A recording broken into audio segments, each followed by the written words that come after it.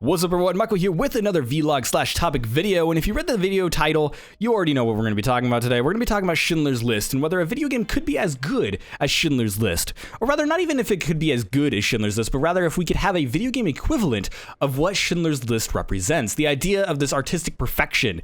Could we end up reaching that within video games? But before we end up talking about that, because the answer is kind of complicated, my format more or less requires that I have an answer beforehand, because I always call back to it and kind of explain it and sort of answer any questions that would be about that answer. I want to talk about where this kind of discussion came from and kind of a short summarized answer to it, because in short, we could have a video game that reaches the same artistic level as something like Schindler's List. We could end up reaching that artistic perfection within a video game that would be considered the Schindler's List of video games, and it could be this sort of a new milestone. But while we could end up theoretically reaching it, would we even like it?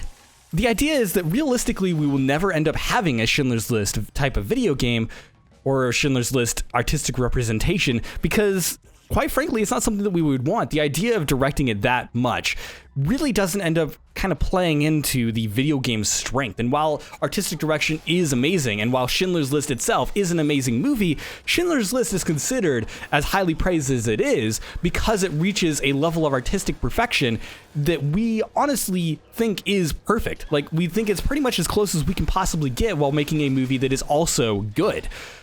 And not everyone likes Schindler's List, and in the same equivalent, I don't think everyone would like a video game of the same artistic level. In fact, I don't even think it would be something that anybody would enjoy. There might be a few people that are like, oh, hey, I'm an art snob and I want to go check out the most arty of stuff. Then maybe, yeah, they'll see it. And people like me would be able to look at it and appreciate what they were able to accomplish. But not everyone likes Schindler's List, for as much as it is a masterpiece and it is just well regarded out the wazoo. Like, it is literally considered the perfection of film. I don't think that could ever happen for video games realistically in a level to where it would also be enjoyable. In fact, we might already have a video game that is a representation of that sort of artistic level that we just don't care about, because who cares? There are plenty of movies, for example, that are at the same level as Schindler's List that most people don't care about because it covers topics that we don't care about. It doesn't manage to capture the same audience. It doesn't cover the same sort of historical events that we're able to all associate with. And I'll explain why Schindler's List is considered the artistic perfection that it is in a little bit. But before we end up getting into that and getting into the idea of the more in-depth discussion about how video games could achieve it and why it may not actually be all that much of a goal, I want to talk about what ended up spurring this discussion, and it came down to a certain video game called The Last of Us Part 2, which is going to date the video a little bit, but The Last of Us Part 2 released this week. And before it released, every single kind of mainstream sort of reviewer was giving it all hell's praise. It was basically unanimously praised by the sort of traditional media reviewers, which is whatever, that happens to every single AAA game. But there was one example tweet, because it was by a certain AAA sort of propaganda machine, I would end up calling him, that ends up talking really high praise of pretty much every single AAA game he ends up looking at. And his name was Jeff Kanata. I'll throw up the tweet on screen right now. And it says, in a medium where everything is John Wick, The Last of Us Part 2 is Schindler's List.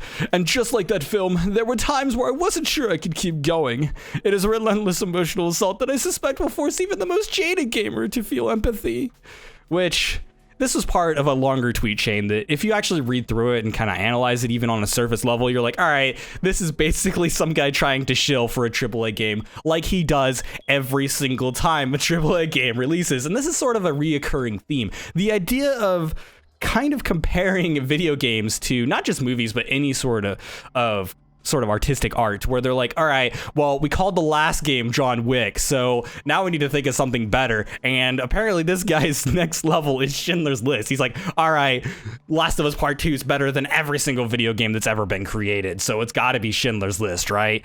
Which, not really, because Last of Us Part 2, it doesn't even come close to where Schindler's List hits. And not only that, but The Last of Us Part 2 isn't even the best video game ever created. And that's not even like a subjective thought. That's an objective thought, because it still ends up having a lot of problems that video games end up having in general, especially AAA games, to where it ends up having a separation between gameplay and story, and the two very little actually interact and interweave, which is where the master of video game design ends up coming into play.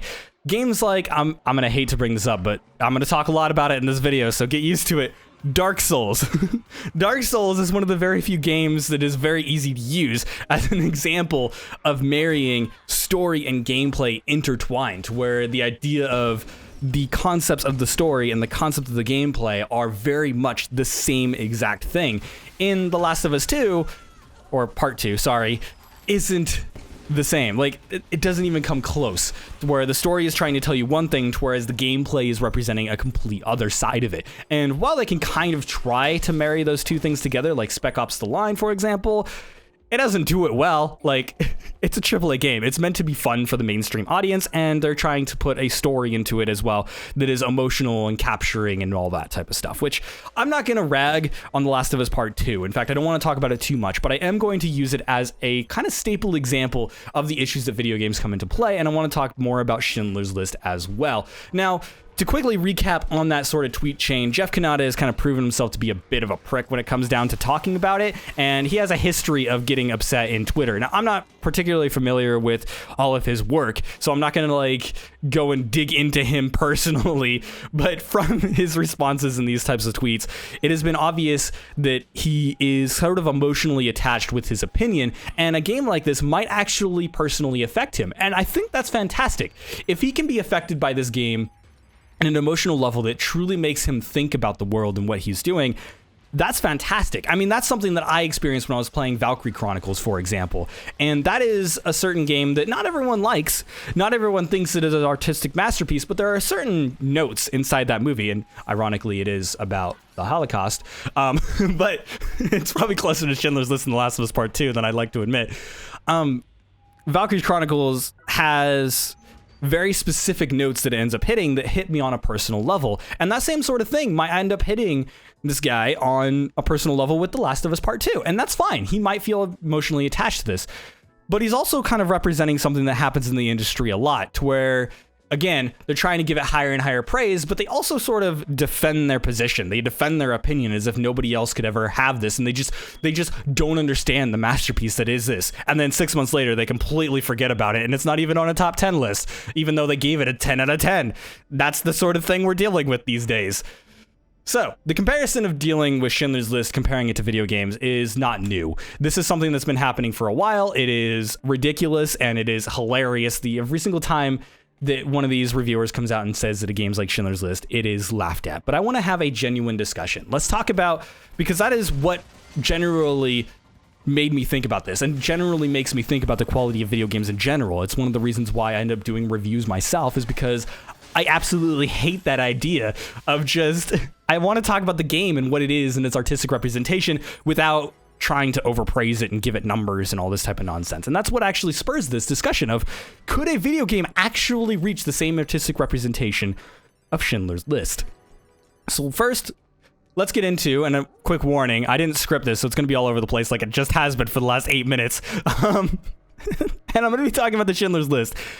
And it's going to be a long, complicated discussion, and I'm going to be talking about stuff that more or less relates to the sort of artistic world, the idea of, you know, because I was educated in the artistic arts, liberal arts more specifically, and I did go to the like design school and all that type of stuff. I do have a degree in it. And so like, I'm going to be talking more about that sort of stuff, less so about the context of Schindler's List itself. I'm going to be talking about how that kind of context into its goal and its artistic representation, and then I'm going to be taking that discussion into video games and that sort of angle. So not everyone's going to like this discussion. It doesn't make a whole lot of sense to a lot of people. A lot of people sort of struggle when it comes down to artistic representation, but I'm going to try my best to make it as easy to understand as possible and try to explain every single aspect. So get ready for a roller coaster. Let's go ahead and talk about Schindler's List. So first off, why is Schindler's List regarded as such an artistic perfection, right? It is the idea of artistic direction taken to the absolute perfection, to where there's only like 2 or 3 parts in that movie to where we could actually look at it and say like, oh, well, that's just the thing of its time, right? It is as close as we could probably ever get to creating an enjoyable and powerful movie without compromising the artistic vision. It is absolutely phenomenal. If you've never watched it, I strongly recommend you do, especially if you have any interest in the arts. Watch it once as just a casual viewer and then go back and analyze every single scene of it. And you will realize the reason why Schindler's List is regarded so well is because every single aspect and every single scene, every single sound effect, every single thing a person says is all tied to its original goal. It's one purpose: to represent the Holocaust as a tragedy with no winners without tragic cost. It is an absolutely phenomenal and powerful movie. And while it does show its age these days, it is still also a phenomenal movie for the casual viewer. Yes, it will probably screw you up because it is kind of a dark movie. It has its comedy moments and it uses it to such lengths that you'll regret that it has comedy in it. You would rather it be some sort of documentary that's just plain and boring because you'd be able to overlook it. But because it uses so many different elements, such as the single splash of color, the entire movie is in black and white with the exception of one splash of color, which is the little girl in the red dress. There is the comical Jew, for example. The story, I should probably explain the story. The story is about the Holocaust and the tragic events that happened within it, right? It follows three different chains. It has Schindler's List portion, obviously. It has one to where there's a German general, and then there's one to where it is a Jewish man who has been incarcerated and all that type of stuff and is going through the concentration camps with his, I think it's son? I can't remember if it's a son or daughter. I'm kind of going blank on that bit. Gender doesn't matter to me, so I just completely blanked it. But generally speaking, every single note inside of each of these three stories is used towards that original goal, such as the girl in the red dress. It only appears a few times in the movie, and it is the only splash of color in the entire movie. And every single time, it is used as an emotional key to represent the goal. The goal of the Holocaust had no winners without the kind of idea of exponential cost. The idea that the cost of any victories gained during the Holocaust, if any victories were gained at all, had a cost that surmounted that of the winnings. It is insane to think about. Like, it is emotionally heartbreaking when you end up watching to it. Every single joke that the Jewish man tells to his son, I think it's his son, every single time the camera pans over to a new scene, every single thing that any of the workers through Schindler ends up talking about, every single bullet that is shot through a gun. This isn't an action movie. This is a movie to where there's only like 4 or 5 gunshots throughout the entire thing, but every single one hits you. And it all plays into that very specific goal. And every single moment is considered perfect towards representing that. And like I said, there are certain aspects of the movie that end up not aging well. There are some certain, like, let's say a certain tone to where there's a bullet that goes off and goes, burn, you know, and it was sort of like a trope of the time to do that. But it was used in order to sort of show, like, that is an emotional bang. That is like something that happened, and it kind of drags it out so that you can end up dragging with your mind and being like kind of contemplating, like, did that really just happen? Is that the thing that went through? And it all ends up harping back into thinking about this single identity of that single goal. And when everything ends up kind of playing together and all kind of focusing down on that single representation, that single goal, that single artistic goal, that is why Schindler's List is regarded as such a fantastic masterpiece, because it not only represents a good movie, it not only ends up being entertaining and then all of a sudden just heart-wrenchingly pulling you down, it also ends up reaching a level of artistic perfection to where no moment in that movie is regretted. No moment in that movie could be removed and have it not affect the ending of that movie. It could not end up having that emotional impact change whatsoever. Like, if you removed a single scene from that movie, it would destroy it. If you added a single scene to that movie, it would destroy it. It is absolutely phenomenal, the amount of work that went into making that as perfect as it could be.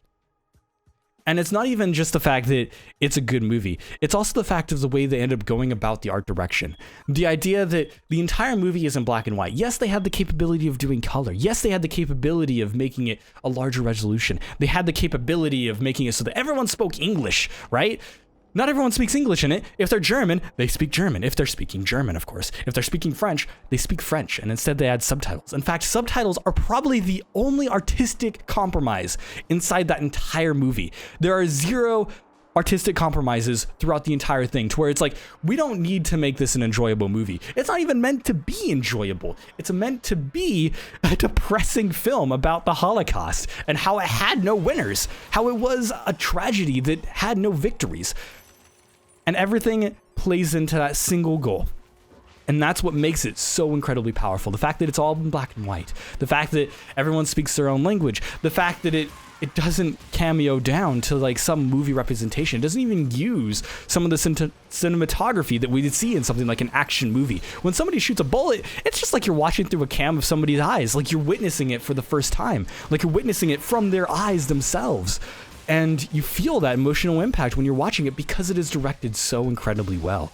And not everyone likes Schindler's List. Like, it's worth noting that Schindler's List isn't as well regarded because it's like unanimously liked or whatever. There are plenty of critiques online about the context and the historical accuracy of Schindler's List, which, regardless to say, I think we could all agree that the Holocaust was a pretty terrible thing. So it's pretty hard to judge that. But there are some historical inaccuracies that some people have tried to point out, which is fine.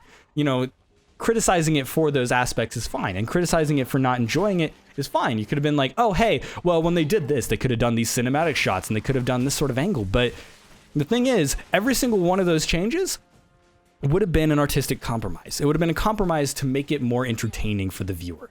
And that's something that video games end up doing, quite frankly, the entire time. The entire time you are making a video game, the entire time somebody is playing a video game, the idea is to be enjoyable in order to create an experience that they want to play again and again, or at least most of the time. There are some exceptions to this rule. There are some indie games, for example, that have tried to make sort of a heart-wrenching experience, but oftentimes not a lot of people end up caring about them aside from those that are seeking that artistic representation.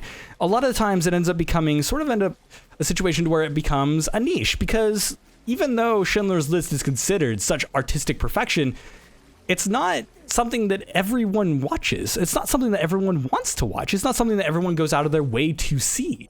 And it's the same thing with these sort of video games. They end up becoming so incredibly niche, and even more niche than moviegoers, because moviegoers could go to Schindler's List because it's a good movie. But even if some of these games are good games themselves, if they're not trying to be enjoyable, most people aren't going to seek it out.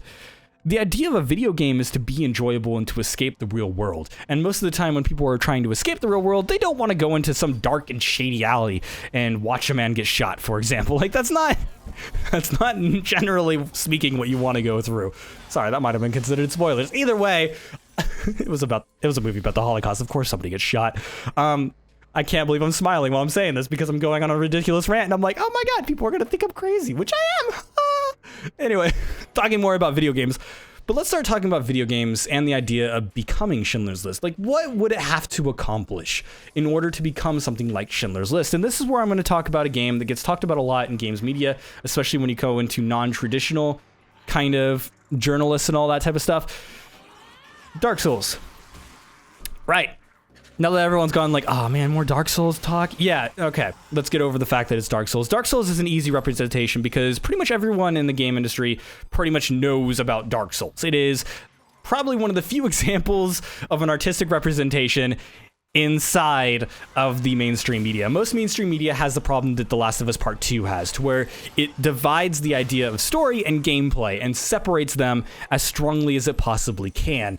And it's kind of unfortunate that the mainstream media has kind of picked that up because there's other examples. For example, Bioshock, for example, is regarded as such an artistic story because of the way it kind of marries gameplay and its narrative, and it does it incredibly well. The idea that, I don't want to spoil it for anybody, but the simple idea of your actions playing directly into the hand of the story is phenomenal. The way that they end up executing that in Bioshock is phenomenal. Even though Bioshock itself has a lot of gameplay issues, and it does rely heavily on the idea of audio logs, to where while you're playing, you're listening to these audio logs to learn about the lore and the world and what happened to it.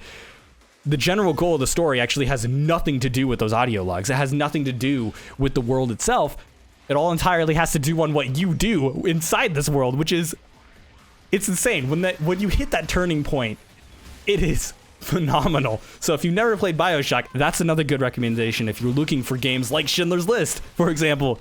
It is a video game that had such a strong focus on narrative that it actually ended up marrying the two between each other. The idea of gameplay and story being intertwined. This is a unique struggle that video games have, to where movies and music And all these other types of media, they don't really have a lot of user interactivity. Yes, there are interactive movies and all that type of stuff. And there are choose your own adventure movies, or not movies. Well, I guess there are some choose your adventure movies. Choose your adventure books is what I was talking about, to where you do kind of do that. And when you're reading a book or you're listening to a song, you do have your own interpretation. And that's considered like the user sort of contemplation, I guess you could end up saying, on top of the artistic expression, which is fine. And that is sort of to a certain level, but we also have that in video games on top of the idea that the user itself is considered a part of that story because they themselves control a portion of it. To where, example, you are moving the character on screen. So if you start spinning in circles, whether or not that ties to the story or not is going to be a bit strange and hard to kind of counter. You know, if I go ahead and play Dark Souls, the idea is that everything is dark and dreary and dead. But if I start going around and making my character dance in the middle of a forest, like that doesn't tie into that artistic expression very well. But let's go ahead and talk about like Dark Souls and how it ends up coming pretty dang close to that kind of artistic perfection. And probably the closest we'll end up ever getting, quite frankly. The idea of Dark Souls, if you never end up playing it, is the idea that you are a lone undead. You are the chosen undead, more specifically, to go and find the light that is burning out that ends up making this eternal world of undead, right? The idea of never-ending death is the idea and kind of core concept of the entire Dark Souls kind of series. I know that Dark Souls 2 and 3 kind of does away a lot with that storytelling. It still has it, but it kind of makes a lot of artistic compromises in order to make the gameplay a little bit more interesting than the original Dark Souls. And Dark Souls 1 does some of these kind of compromises as well, but it also does kind of represent a very great marrying between the two of story and gameplay, to where every single aspect of that game kind of ties into this idea of never-ending death. And that doesn't just come down to the dialogue of the characters, the kind of bleak atmosphere. It doesn't just come down to the environmental design and the way that characters talk or interact, or the small little cutscenes that they have inside of the game, which is very few. There's only like 3 or 4 traditional cutscenes to where you lose control as a player, and even then they're rendered in-game graphics, except for the one intro that kind of explains the background lore of how they got to the singular flame that holds together this world of the undead. The idea of Dark Souls is that everything is never-ending death, and this plays into not just the sort of artistic expression that we would normally experience inside movies or, you know, illustrations, but it also comes down to the gameplay, the idea that it is extremely difficult and you are going to die over and over and over again. Again, eternal and endless death. Your weapons have durability and they're oblique, they are broken apart, they're shredding apart. Every single area that you go to is all falling apart, dreary. Every single NPC you're talking to is losing their mind, and some of them even go insane, and you can kill them over and over again. And even when you finish the game and you supposedly end the eternal death, it starts again. There's a new game plus option. You play through it again, and everything is back to the way it was before, except it's even drearier and worthless. The idea of no direction, for example, inside Dark Souls is even another aspect of this idea of never-ending death. The idea that you have no idea where you're supposed to go, and traveling in any direction could end up leading to peril, and you don't even know. But that's the point, because you'll just die and try again. You'll travel another path and try again, because it's just the never-ending death. There are no path that can be taken to end it. And that is the general concept of Dark Souls, and it all plays into every single aspect of it. And it's phenomenal. It is absolutely phenomenal. Like, it is talked about in games journalism so much, and from indie journalists to traditional media even, they more do the comparison of like, it's like Dark Souls, because that's what they do. They're kind of dumb when it comes to that type of stuff. They don't really have any artistic integrity. But when it comes down to actually talking about Dark Souls, that's why it's so well regarded, is because it is such an incredible experience when it comes down to the artistic expression. Now, no, it doesn't actually have what you would normally consider a traditional story, to where it's like, oh, we're following this specific character on their journey to Neverland. Like, it's not that type of story, but it does end up coming pretty dang close to marrying everything together from gameplay and story and overcoming that single arch. And that is probably the biggest hurdle we have to coming close to Schindler's List. The thing about Schindler's List is it overcomes all of these struggles within the movie industry, and it ends up creating something that all plays into that singular, perfectious goal of representing a single goal, and it doesn't make any sort of artistic compromises that it can. to make it an enjoyable movie. It just kind of ignores the fact of like, we're not going to worry about making an enjoyable movie. Yes, it ended up becoming a good movie, and that is a huge aspect of Schindler's List, is the fact that it's a good movie and it has this focus. So having those two together is insane. Now for video games, we have a bit of a struggle, because I did mention Dark Souls and how it probably comes the closest we can to get to that, at least at the point that we're at. That's probably the closest we've gotten when it comes down to that sort of thing, because it is probably the most modern example of a video game that marries the story and gameplay together, and that is the sort of thing that needs to be focused on when it comes down to reaching that artistic perfection, because absolutely everything inside that piece of media needs to play down to its singular goal. And that singular goal doesn't even need to be depressing. It doesn't need to be about representing the Holocaust for what it really was, and it doesn't need to be for representing endless death either. It could be something like interpreting eternal joy, or the idea of eternal desires, or the idea of like flowers are pretty.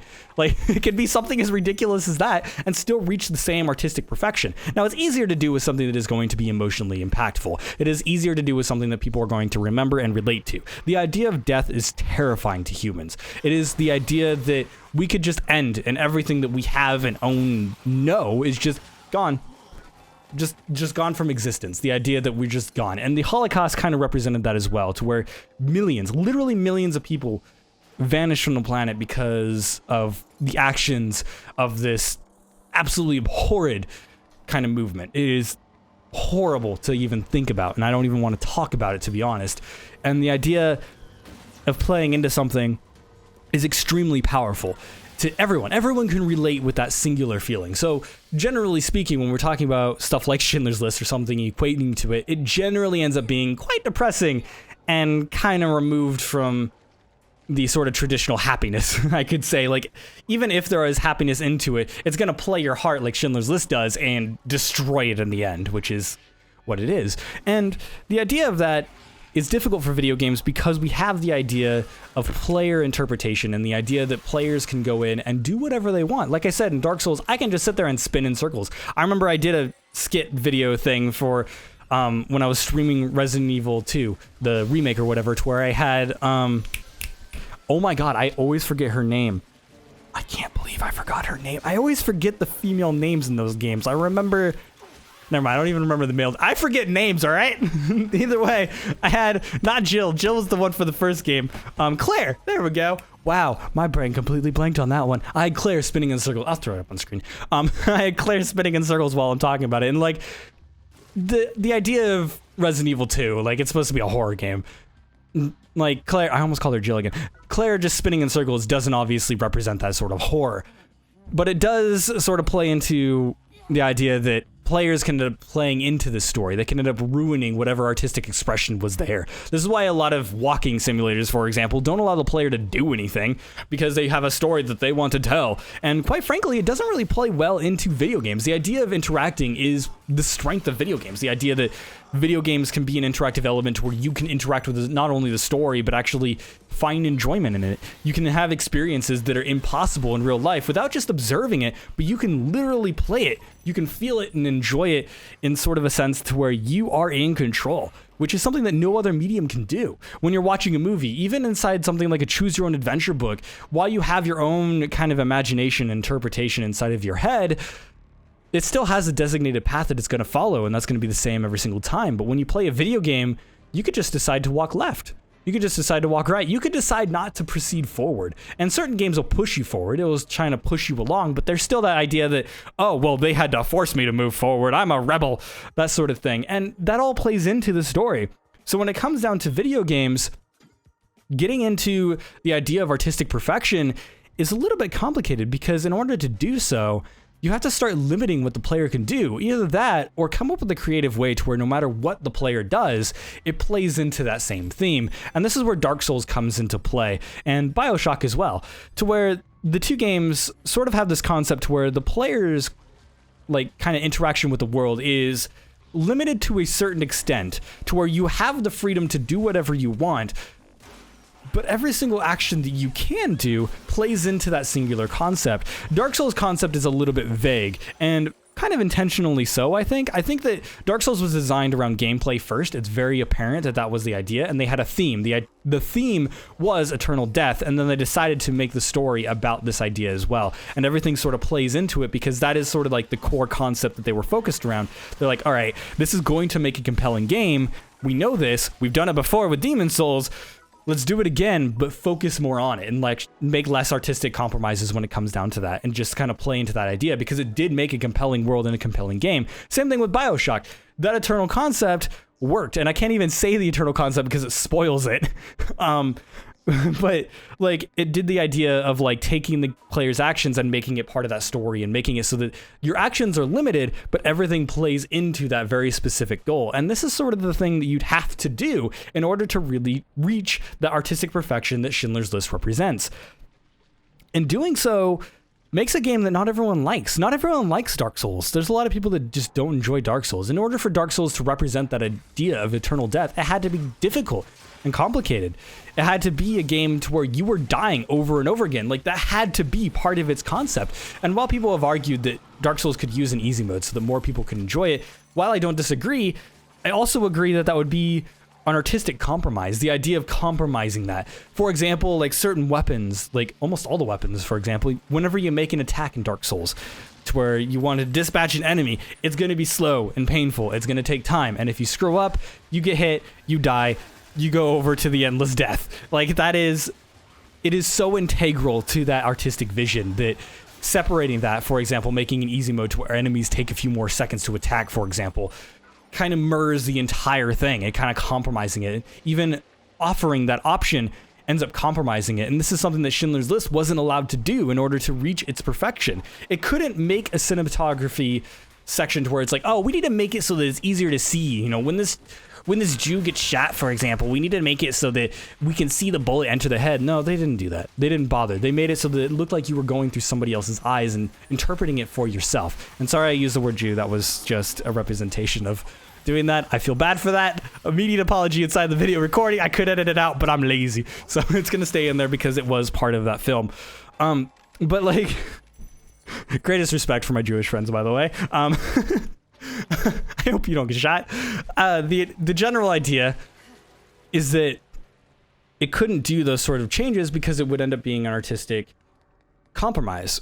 And in order to make a video game enjoyable, we have to make a lot of artistic compromises, and even Dark Souls and Bioshock do this, to where it's like certain elements like, oh, you can carry a bajillion items, like, that's fine, but it also has the idea of endless death, where it's like, yeah, items are supposed to be like finite, right? Like certain items are, like you can definitely see it within certain items in Dark Souls to where it's like, this is finite. Like you have a finite certain number of healing, for example, you have a finite number of resources, but you can also get infinite axes from the same enemy over and over again. And I guess that could sort of be baited around, but it is also part of like the gameplay, the idea that you can infinitely grind and get stronger and stronger to make the game easier, for example. Like that is just sort of part of an artistic compromise. Like if they wanted to end up overdoing that and making it so that the game was intentionally more and more difficult and just like not make that like compromise so that not everyone could experience it, they could have made it so incredibly difficult that you were going to die over and over again and made no way to actually make it easier. Like just remove all weapons or whatever and just made it so that every weapon had the same exact stats. Every single enemy had the same exact stat as well. Like to where it was just constant difficulty that just kept ramping up and just played into this idea of eternal death, and there was no way to overcome it. Like you couldn't get more stats and get stronger than your enemy by grinding for an hour or whatever. Like they could have removed that aspect to make it more focused, but that also would have made the game worse. It would have made the game less enjoyable to more people. And while certain people would argue that idea of making it more focused would actually improve the game, it also would have made a game that less people enjoyed. And I think that's more important when it comes down to talking about equating to Schindler's List. The idea of creating the game of Schindler's List, or the game equivalent of artistic perfection represented in Schindler's List. Sorry, that's a long synopsis.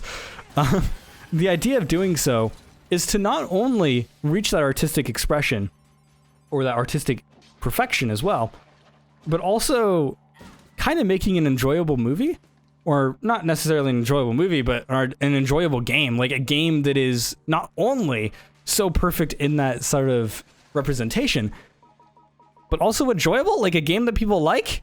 That's why I end up mentioning Bioshock and Dark Souls. There are plenty of indie games that have come close. Like, there's plenty of little emotional stories. Like, there's the one about the boy who had cancer and died. His parents made a game about it, and it's actually a very emotional experience. It's like the Dragon of something, or I can't believe I can't remember the name of this. Like, it was a long time ago, and it's never an experience I ever want to go through again, which is kind of, contradictory to what video games want to be. But they created that game with the entire intention of replicating the feeling of them losing their child to cancer, which was an emotional experience, and it's very, very powerful for the way they ended up doing it. And while there are some compromises made here and there in the idea of their artistic capabilities, where like this wasn't a AAA production, so they couldn't make something like, phenomenally rendered and all that. There are some artistic flip ups when it comes down to actually making things represent what they wanted to and making it so that interpretation couldn't ruin it. But at the same time, like, that is a very emotional experience, but it's also not one that I'll go back to or recommend to people, because like, while I'll recommend it to somebody that wants that sort of experience, it's not something for everyone. And it's not something that you could go back and analyze and be like, oh, this is the way to do it, because it also doesn't represent what a lot of video games try to be. Video games want to be enjoyable. They want to be fun. They want to be something that you experience over and over again. I can't tell you how many playthroughs of Dark Souls I have. I can't tell you how many playthroughs of Bioshock I have. Probably 3. I honestly couldn't tell you because I can't remember, but it is a phenomenal game. And it is the idea that they want to create something that we want to play and experience over and over again. And a lot of movies end up wanting to kind of marry that as well. There's a lot of movies that come close to the idea of Schindler's List, the idea of artistic perfection in its representation of what it wants to do in that sort of goal. And plenty of them win NAMI awards, for example. A lot of people don't understand those awards, and some of it is just a bunch of old guys deciding that they like this movie. Like, that is part of it, but another part of it is that sort of artistic representation and that sort of interpretation as well, to where people are like, oh right, this is the closest to artistic perfection that we've had this year, it wins a NAMI, right? Like, that is like kind of how it works. That's the idea. And a lot of these guys are a little bit snobby about it, but that is kind of what it is. Like, child film movies that end up getting thousands and thousands of people like praising it to no end, or even millions of people that end up watching it and enjoying it, and it hits in the box office really, really well, may not win a NAMI because it ended up being an enjoyable movie that tons of people wanted to watch, but it also didn't hit that artistic perfection, which is what they're looking for. It doesn't matter if people enjoyed the movie or they wanted to see it again. It's all about that interpretation of art. And that's kind of subjective in certain senses, and I don't think that AAA video games really represent that. Going back into The Last of Us Part 2. The Last of Us Part 2 has that general idea to where, yes, it does have somewhat of a compelling story. There are plenty of complaints about The Last of Us Part 2 that people have. There are tons of videos on the internet talking about it, and I had to look it up because I haven't personally played it, and I probably never will. It's a console exclusive and doesn't sound like a game I want to play. So whatever, I'm not going to worry about it. But like, there are tons of criticisms about that game's story, and that's fine. But that's not to say it's a terrible story, and certain people would say that, but some people are going to enjoy it, and that's fine, and that's perfectly fine. But it also doesn't really hit the artistic notes that it needs to end up becoming something like Schindler's List. Like, it's not even something that could probably be considered John Wick, to be honest. It's the idea of separating gameplay, and ludonarrative dissonance, for example, was a phrase that liked to be said for quite a while now, but it's true. The idea that gameplay and story just don't match. So few games end up doing this, and there's a reason for that. A large part of that reason is because it's not fun. Like, a lot of these stories want to be dark and dreary, but like, making the gameplay dark and dreary just makes it so that nobody wants to play it. Stuff like The Last of Us Part 2 is this large, encompassing mainstream game that wants to appeal to as many people as possible, which means that it's more or less focused on making it so that the gameplay is as close to a shooter as it can be. It's like, all right, we need to make it cruel and brutal. And that's cool, like, right? Like, mainstream media is like, haha, that was a cool sneak kill. I sneaked up on a lady and stabbed her in the neck, haha. Like, that's like part of it. Or, sorry, but most of the enemies in these two games are just generic white males. Like, let's be honest about that. They didn't really care about giving each of these enemies a character, which is a huge null to Last of Us Part 2's story and narrative, which was a problem in the first one as well, which, if you've never played The Last of Us, it's the idea that murder is bad and violence, we shouldn't do it. Like, that is actually the entire goal of that game, which if you watch any footage from it, you wouldn't get, because the entire footage of that gameplay of that game is you walking around shooting people and stabbing people. Like, that's, it's all violence, and it's supposed to make you feel bad about it or whatever, but it fails on all fronts when it comes down to that end. And so that general idea is like there's a dissonance between the story and the gameplay, and video games don't necessarily want to overcome that. That is something that we don't necessarily need inside of our video games. It's not something that a lot of people are going to enjoy, because every single time that we do see these compromises, it doesn't always generally work out. And maybe I'm wrong. Maybe I am completely wrong in this, and like 5 or 10 years, 20 years, or 50 years down the line, like, when did Schindler's List come out? I can't even remember when Schindler's List came out. It came out quite a long while, like decades after video had been a thing. Like, movies were being recorded and all that for years and years, like 100 years or so. Like, it could take that long in video games to end up reaching that, which video games have been around for quite a long while. I don't know if it's been 100 years yet. I don't remember the exact dates. I'd have to look them up. I'm not a trivia guy when it comes down to this type of stuff, but maybe I'm wrong. Maybe it'll take some time, and then we'll figure it out. We'll figure out the formula. But I honestly don't think that we need to. I want to propose a counterpoint at the end of this video. We've been going on for like 40 minutes now, so this discussion was obviously dragged out, and I probably said artistic perfection like 30 times and annoyed the hell out of people. I know there's going to be a comment where it's like, artistic perfection! It's going to be calling me a snob or something, which, fine, whatever. I love art, and that's kind of what I do. I love to observe art and analyze it, and that's kind of what I do. That's the reason why I do reviews, god dang it. But, wow, I said god dang it. I am learning to control my language. Anyways, that was off topic, but I want to propose, I'm going crazy after 40 minutes. I'm going to propose a counter argument. Movies and games shouldn't really target to be Schindler's List. Like, if you're an art student or an artist and you want to represent something as close to perfection as possible, maybe look at Schindler's List for inspiration and try to reach it. Like, make every single aspect of your entire movie, game, art piece and illustration, music, composition, anything that you're making, right?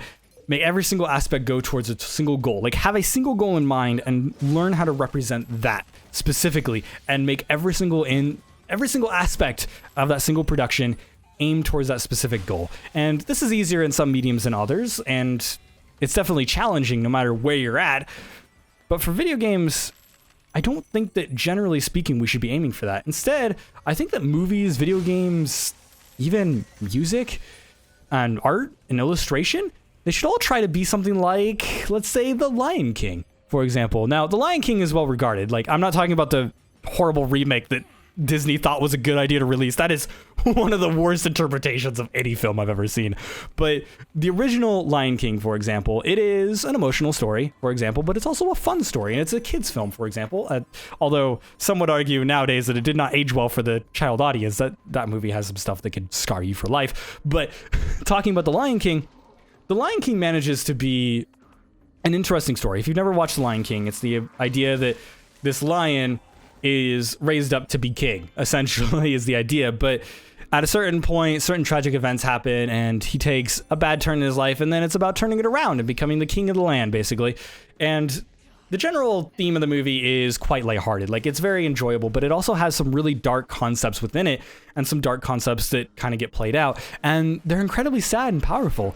And it's a powerful movie overall. It has a bit of a bittersweet ending to it as well. Like, you finish the movie and you're like, all right, that was a great and fun movie, but, you know, it had a lot of colors, some great songs, but then you also remember the tragic and terrible things that happened in it, and you're like, man, I'd love to redo this movie and just make it all happiness, because it leaves a bittersweet taste in your mouth when you end up seeing that movie. So if you've never watched the original Lion King, watch it. I'm talking about the animated version, not the remake version to where they did the CGI and all that. Like, it's not a great representation to it, because a large part of the Lion King was the idea of that animated character style and all that. So that's actually integral to its kind of experience, because it creates that sort of distinction between the tragedy and the enjoyment.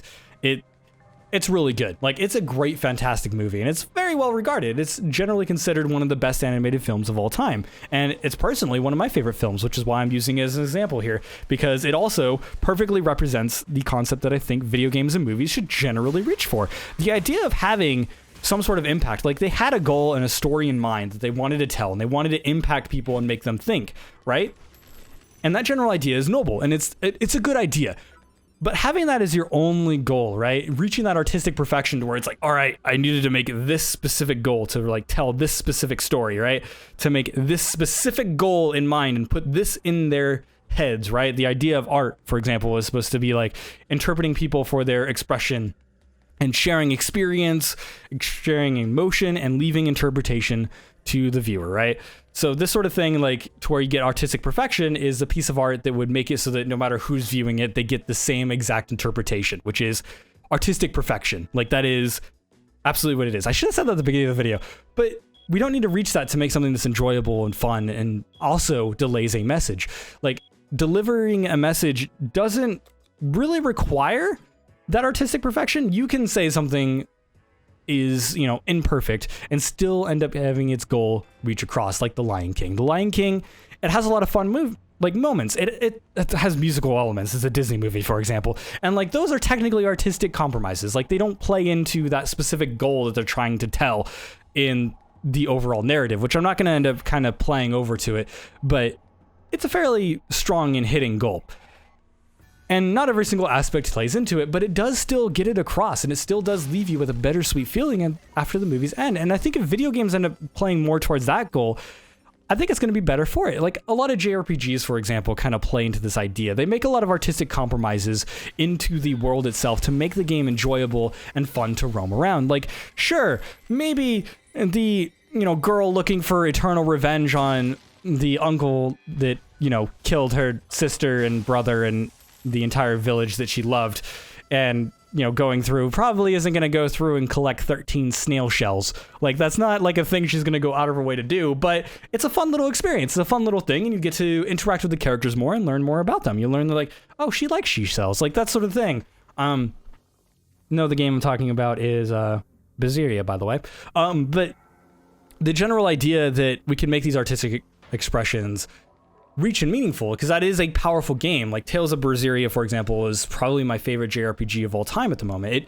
It ties itself with a game that I enjoy just for purely enjoyable reasons, which was Mega Dimension Neptunia V2, which is not a game everyone's gonna like. It's very subjective in the fact that I like it, but I like that game for the simple fact that it makes so many artistic compromises that that artistic compromise is the game. Like it is a game to where memes are everything. It does everything to make it enjoyable, and that's the reason why I enjoy it so much. Whereas Tales of Berseria does a bit of the opposite, to where it has a strong and emotional story, and it plays into it and does everything it can to represent it, but it also makes some artistic compromises to make the game enjoyable. Like it has a fun combat system and all this type of stuff. And those sorts of things I think should be included in games, and we should try to be more like The Lion King and less like Schindler's List. Comparing to Schindler's List isn't even a noble goal.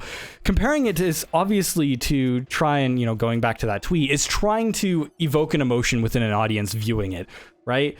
The idea of comparing something to Schindler's List is not only ridiculous for the fact that Schindler's List is artistic perfection, but it's also ridiculous to the fact that you're comparing a video game to a movie that is considered the top of the line. It's the idea that you are comparing apples and oranges, essentially. Like, it is the idea that they're just doing it because, like, oh, people like Schindler's List, so I think people will like this game, so that must be like Schindler's List. Like, that is the general idea I get from that sort of tweet. And not to harp on the guy, but like the idea to even do that is a bit disingenuous, especially when you come into the play and you don't even really explain it in such a way that you end up actually talking about what you're comparing it to. I always hate the idea of people bringing up these comparisons to different types of films and media to where they don't even really talk about why they're comparing it to that. And this is a general theme when it comes down to AAA marketing, when it comes down to the traditional games media, for example. Untraditional media has ended up kind of sparking around this, and we have a lot of great, you know, critics that ended up playing around this. I like to bring up Total Biscuit, for example, to where when he was around, unfortunately he is no longer, rest in peace. When he was around, for example, he had this idea that he always had to explain his opinion and his bias, and that was the entire concept of his sort of stuff. Like every time he criticized something, he would explain why, and that was a huge inspiration to a lot of people. And that sort of like integrity is something that we really, really need inside games journalism. And thankfully, untraditional journalism has a lot of people that are willing to do that. But unfortunately, within the mainstream media, we rarely ever see it. We rarely ever see anything that could be considered on that sort of level. Something that has the integrity and the artistic analysis that could end up being in these untraditional media stuff. Like, when people talk about video games, like when I do my reviews and stuff like that, some of my older reviews don't end up following through with this because I was new to doing reviews. This was years ago though, but over time I've learned to end up talking about things in a way that I'm representing the game for what it is as much as possible. And I'm able to kind of talk about my personal feelings, but also kind of separating it. And I'm able to kind of create a recommendation system to where I'm able to recommend it to specific audiences. And I think that that sort of analysis of comparing something to Schindler's List is disingenuous because it doesn't even represent what the game is talking about. To compare something like Schindler's List in that sort of sense, it would have to be a context of the Holocaust.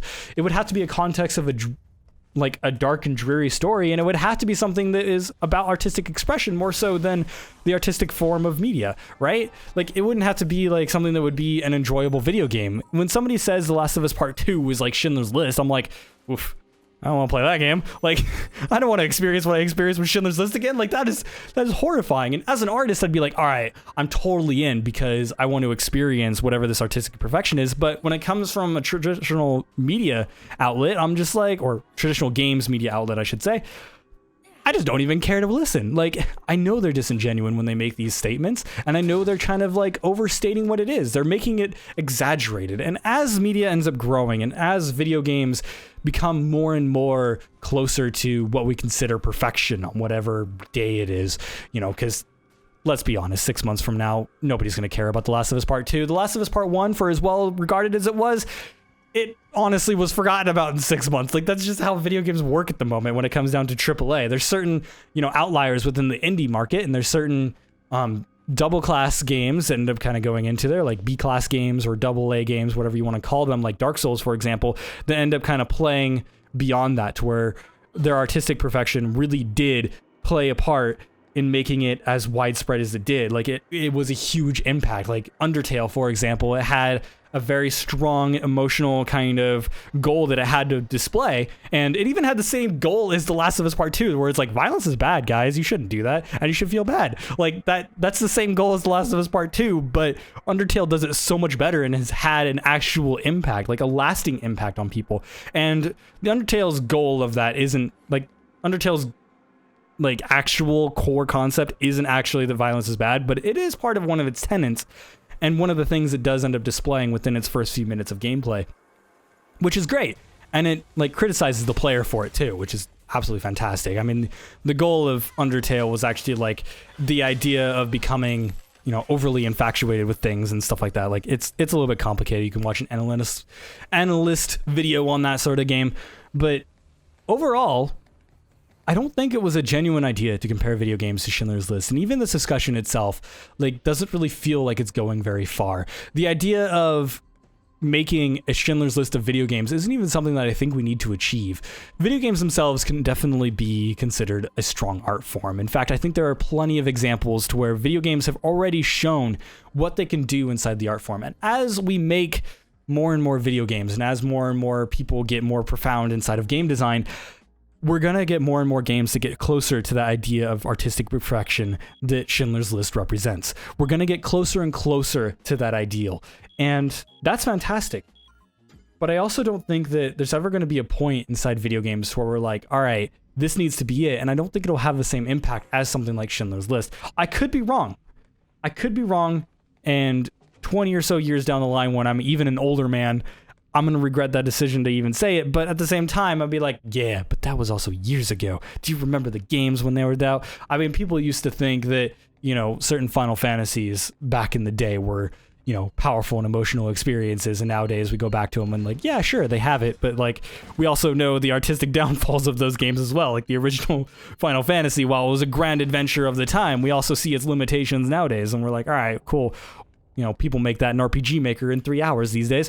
But, you know, obviously it's not as strong of a story. Sorry, I'm getting off topic here because I've been rambling for 50 minutes. This video is much longer than I was intending it to be, but generally the synopsis is that video games don't need to be Schindler's List. They don't need to be compared to it either. I think the idea of comparing to it is a little bit disingenuous and kind of misses the point of a comparison in the first place. The idea of comparing something to one another is the idea that of equate, right? Now, if this guy making this tweet if Jeff Kanata was some sort of artist, right? If he was some sort of artistic profession that all he does in life is make art, and he's like a film director or something like that, that is well renowned for his artistic perfection. For example, like all those directors that make those films about slavery and the Holocaust, and some even made it about, I think there was one movie about a mechanic that was really well regarded, that was about the economic collapse of the of the Great Depression and all that. Like those sorts of films and stuff, they get pretty close to those artistic perfection goals because they are movies with a very specific goal, and everything about that goal has to be part of the movie, and that is what they represent. So if Jeff Kanata was a guy that was representing that sort of community, right, it might mean something. And he might be able to explain why The Last of Us Part 2 reaches an artistic perfection, right? He's not. He's just some traditional media guy that's just reviewing a game, and he was personally impacted by a very specific game that he enjoyed, and he's offended that people don't think the same. And I think that's unfortunate, and it's disingenuous. But in reality, we could reach a point to where a game could be legitimately compared to Schindler's List. But I think everything should be Lion King. Quite frankly, I like fun and I like colors, and I think that's the goal we should have. And I think that comparing something like The Last of Us Part 2, I was about to end the video and I just realized this, comparing something like The Last of Us Part 2 to The Lion King is probably better. Even though that's a disgrace to The Lion King, it would be a much better comparison because of that disassociation between gameplay and story.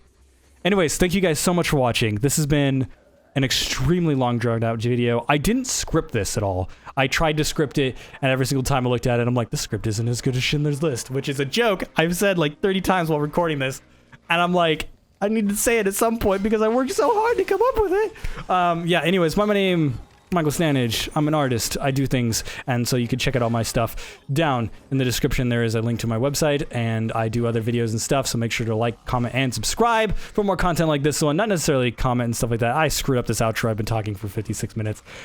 I lose my mind. People who follow me know that I lose my mind at this point. Anyways, yeah, leave your comments. What do you think about the idea of Schindler's List? And what I definitely want to hear, by the way, is games that can be compared to Schindler's List on an artistic level. Like games that actually reach that artistic perfection, and games that you think do that. Like Thomas is Alone, for example, was one that is regarded as fairly well regarded. I can't talk anymore. This is going to be the end of the video. My voice is starting to go rash, and I'm out of water. Thank you guys so much for watching, like I said, and I hope that this was at least eye-opening or, you know, discussion-worthy, or kind of makes you think about the way that we interpret games and the games media, because this is definitely something I'm going to go back more into. I want to talk about the idea of how reviews are sort of done in the traditional games media, and how I can kind of parallel that, and how many of the untraditional reviewers have kind of made good steps and strides into making video games seen as a great artistic platform. But overall, I think that this discussion is probably well done for what it is. You know, I should have scripted this, to be honest, but you can leave your thoughts in the comments as well. I don't know how to end videos anymore. It's been a while since I've done one of these, so I'm just gonna end it here. Bye!